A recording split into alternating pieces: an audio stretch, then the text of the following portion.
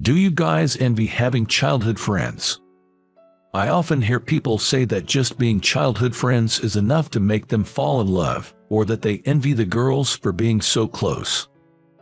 But in reality, being childhood friends can sometimes hinder the development into romance and can bring its own set of challenges. Today, I'll share my story. My name is Tyler. My life, well, it was often envied by others, especially by other guys. Because I have a childhood friend of the same age. Her name is Anna. I honestly can't remember when Anna and I started hanging out. By the time I realized it, she was already by my side. Our houses are next to each other, and our parents are friends. As a matter of course, we were close as a family, playing together and going to and from school together. It's like having a sister living next door, a presence that is expected to be there. That was Anna for me. She is cute, has a good personality, and is caring, so having such a childhood friend, I was often envied. But to me, she is a childhood friend and family.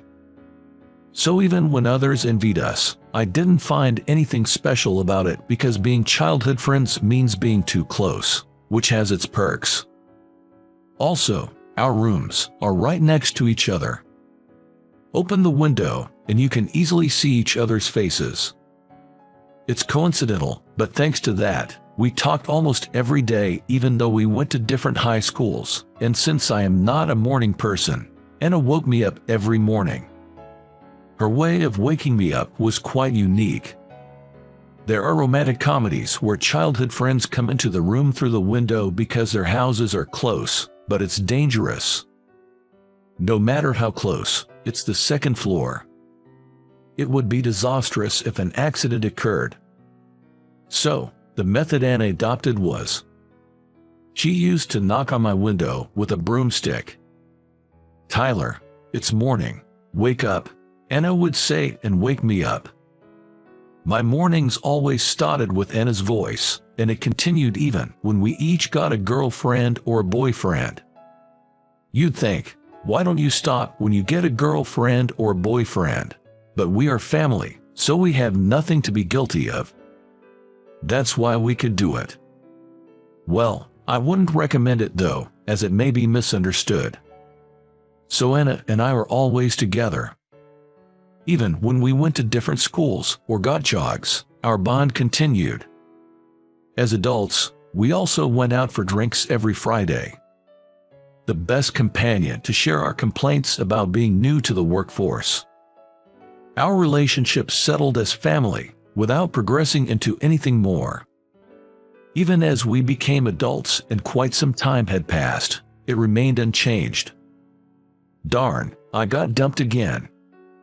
The drinking sessions that used to be gripe fests with Anna had lately turned into occasions for her to listen to my complaints. Well, occasionally, it's Anna who does the complaining.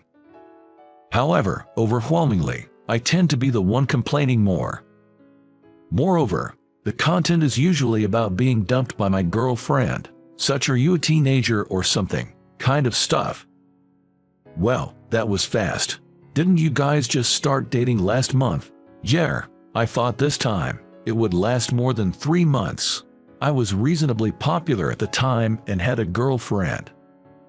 But for some reason, it never lasted long, breaking up within 3 months no matter how hard I tried.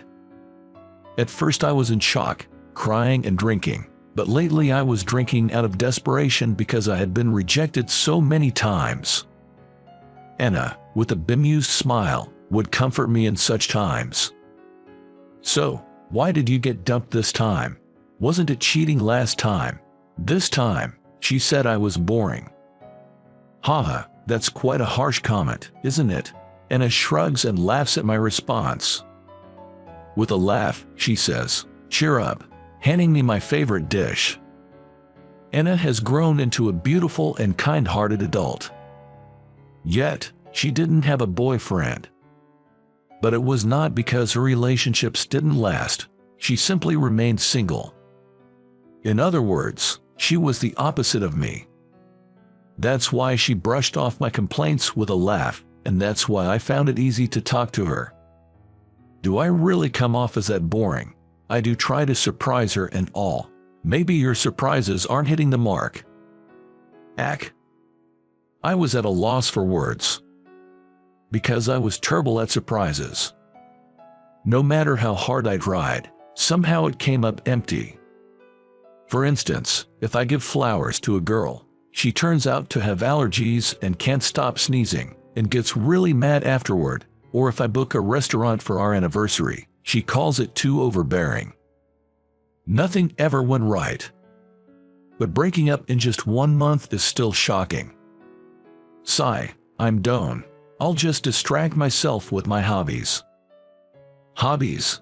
I've gotten into camping recently. It's fun. Yes, I've recently discovered the joy of the outdoors. Being in the vastness of nature, setting up my own tent, and living there. Facing the overwhelming nature made my own worries seem trivial, and I could truly feel I'm alive. That feeling was incredibly refreshing, and I've become quite hooked, going camping repeatedly. When I told Anna about it, her eyes widened. Well, I've wanted to try it, but it's risky for a woman to camp alone. I'm so jealous. So, want to come along? Really, can I? Anna was surprisingly interested, so with the pure thought of I can have a camping buddy, I invited her to camp. I have most of the necessary stuff, so I asked Anna to prepare personal items like changes of clothes and sleeping bags. I gave her a proper list, and she said, "Yay, I'm looking forward to it," with excitement. I too was eagerly anticipating the camping trip with Anna. When the camping day finally arrived, it was a beautifully clear day, perfect for camping. Moreover, we were fortunate to secure a very good spot, elevating my spirits. With both the weather and the scenery so nice, Anna was equally thrilled. Amazing, such a beautiful view. Cool, isn't it? Yeah, thanks for bringing me to such a wonderful place. Anna is in high spirits, shining a sparkling smile my way. Her smile under the clear blue sky was breathtaking. For a moment, I was struck. Wait, was Anna always this gorgeous? Sure, she's beautiful, but I had never seen her as a member of the opposite sex before. So, I hadn't recognized her beauty. What's wrong, Tyler? Caught off guard by her beauty, I looked away when Anna tilts her head and looks at me. Being in a place rich in nature, different from the city, made her face stand out more, causing me to avert my eyes. No, it's nothing. Let's set up the tent. It will require some effort, so can you check the food supplies, make sure nothing's spoiled? All right, understood. To keep distance, I reluctantly asked Anna to check the food. It's just because of this place that I am seeing Anna in a special light. Or so I thought, as I set up the tent, but my heart was racing more than usual. No, Anna is family. Not in a romantic way. Or, I wasn't supposed to be. But, wow, Tyler, you can do anything. It's nothing, just a knack to set up a tent. Don't be modest. I respect you because I can't set it up as neatly. Just by receiving praise from Anna, who usually takes care of me, I felt overjoyed. So, I tried a bit harder. I strived to look cool while camping. For example, when we were making hot sandwiches, Anna, struggling with the sandwich maker, said, "How does this work, Tyler? Help," as she came to me with a sandwich maker jammed with overstuffed ingredients. "Hey, you put too much. If you do that, it won't close, you know." Laughingly teaching her how to use it and the right amount to put in. When I finished setting up the meal while she was working on other stuff, she was extremely surprised. "What, you've already done?" Since Anna was a camping newbie, there were things she didn't know. I wanted her to purely enjoy camping today, so I acted a bit, rather very cool. But because of that, I used to think everything I ate out was good, but what you cooked for me tasted the best. It made my efforts worthwhile. taking the lead in camping, teaching her the ropes, seeing Anna laugh so joyfully. Usually, Anna looks after me, but I found myself wanting to see her smile all day, and before I knew it, I was looking after her during the camp. Trying hard to see her smile. Before I realized it, it was already dusk. The time flew by so fast, it felt a little lonely. Gathering around the campfire, thinking the day was already over. It was fun today, thank you, Tyler. Please, let's go camping again. When Anna said that, I felt I wanted to be with her like today, always. We've lived like family all along, always together.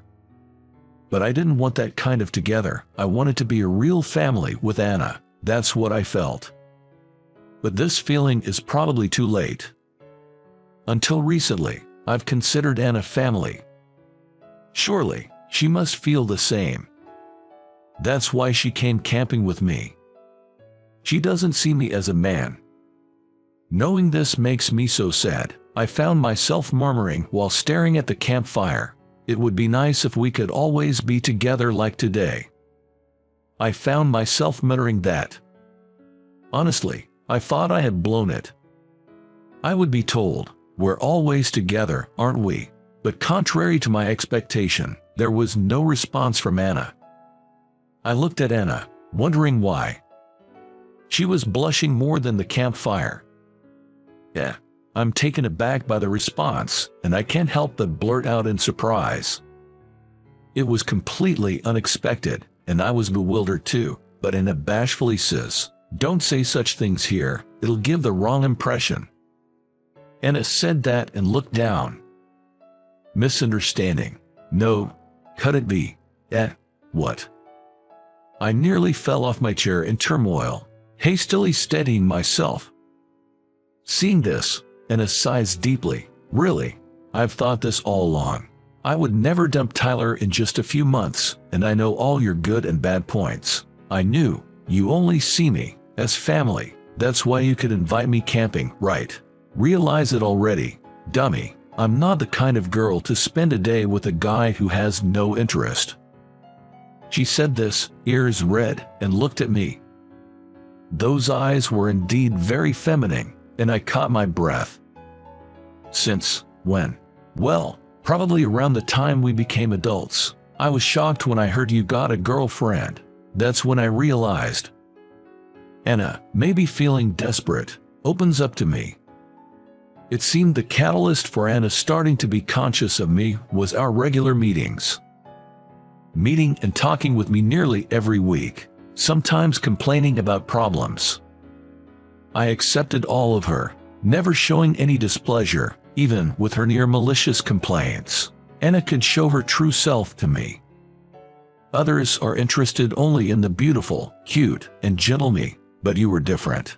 You never rejected any part of me, and I was happy for it. But Anna knew I didn't see her as the opposite sex. So she wanted to stay by my side at least as family, and had always been a good family member to me. When I realized that, I felt my face getting hot. Anna had been caring about me all this time.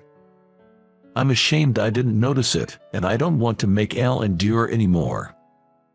Anna, I'm sorry, because I didn't notice. It's fine, really. It was me who fell in love with you. I don't want to make you feel that way anymore. I know it's convenient, but Anna, I thought you looked really beautiful today. I want to become a real family with you, so, will you be my girlfriend? My voice echoes well in the quiet night of the campsite. But I was desperate. I wonder if Anna understood my words. She smiled happily and says, "Finally, I've been waiting for those words." She said this and hugged me. I was such a fool not to notice someone so important so close to me. I will make her happy for the rest of her life. I made up my mind. Well, it seems the camping will end on a good note, but life doesn't always go well. What do we do? Seriously. Just before going to bed, we realized the sleeping bag Anna brought was broken. The zipper won't open, and when Anna tried to force it open, it opened somehow, but only half of it. If it broke and couldn't be zipped up, it could be used as a blanket. This halfway open state means you can only put one leg inside. This defeats the purpose of a sleeping bag. I have a pretty large sleeping bag, and if we try hard, Anna can fit in it. But I thought of lending Anna my sleeping bag, but Anna would feel uncomfortable. So I hesitantly ask, "Get in."